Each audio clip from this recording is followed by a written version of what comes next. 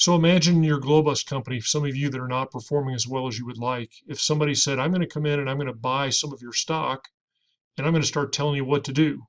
That's what this activist investor starts to look and feel like. And needless to say, as the corporate management team, you wouldn't like that. Now, some of you are perhaps saying, oh, we would love somebody to tell us what to do. And you know what happens in that scenario?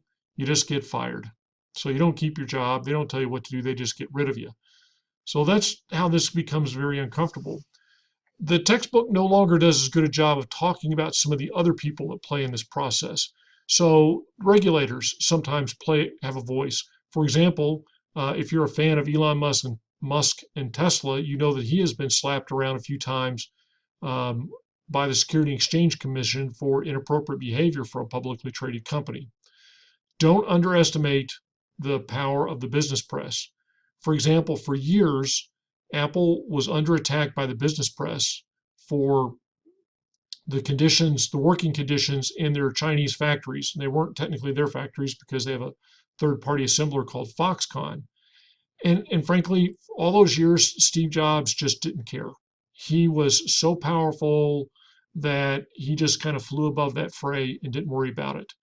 But when Tim Cook became the CEO of Apple, he didn't have that same bulletproof shield. One of the first things he did was go to China and start to tell the Foxconn, you have to clean up your act and you have to take better care of your workers here. So the press can have a big impact, as can the Wall Street analysts. If they start putting a sell rating on your stock, it's not going to be good for you as the CEO. The point is there's lots of people that can impact you as a CEO.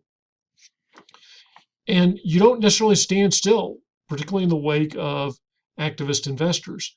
The textbook does a good job of discussing this, and so in the interest of time, I'll just let them finish up the discussion. Most of the time when management doesn't stand still, it isn't necessarily in the best interest of the shareholders, particularly with the de-escalated stance of some of the activist investors.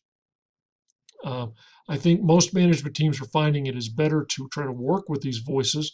And frankly, sometimes you find out that they're right. In the United States, the view of the share owner, the owner of the company, the person who actually owns the stock, is privileged. The textbook does a nice job of telling about how that's not true around the world. So early on in the first chapter, we talked about stakeholders. Shareholders are only in one class of the three shareholder groups. I'm sorry, stakeholder groups.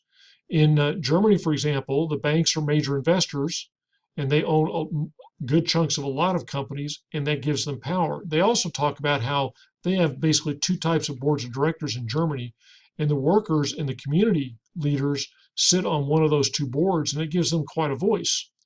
In Japan, likewise, the banks are very important. And because those banks have a lot of typically personal relationships between them, it's that network effect that also executes a lot of corporate governance. In China, it's the role of the state. Even the publicly traded companies often have the state as a significant shareholder. And even if they aren't a significant shareholder, clearly what the state says can have a big impact on companies. Consequently, companies pay a lot of attention to what the state says. Now I want to wrap it up. The textbook closes with a discussion of ethics, but I want to come at it from a different perspective. All of the agency theory basically says, you know what, we just can't trust these guys and these gals doing the managerial running. We have to watch them and we have to control them, typically through their compensation. You know what? There's actually been a lot of research done on these issues. There's been a lot of compensation packages that have been aligned. This whole idea of whether the CEO is or is not the chairman of the board has been investigated a lot. And you know what they find? It doesn't really matter. It doesn't make that big of a difference. And so stewardship theory says you ought to hire people because you think they're going to do a good job for you. And then you don't have to spend so much time in monitoring them. That's not to say that monitoring isn't a big part of it. But this idea of you hire good people and they actually try to do a good job, and if it doesn't work out, you fire them and move on to somebody else, that works too. And frankly, that's more the one that path I tend to go down. So in summary, this whole discussion comes about as businesses grow, and suddenly the owner of the business is no longer the person who's calling all the shots on a day-to-day basis.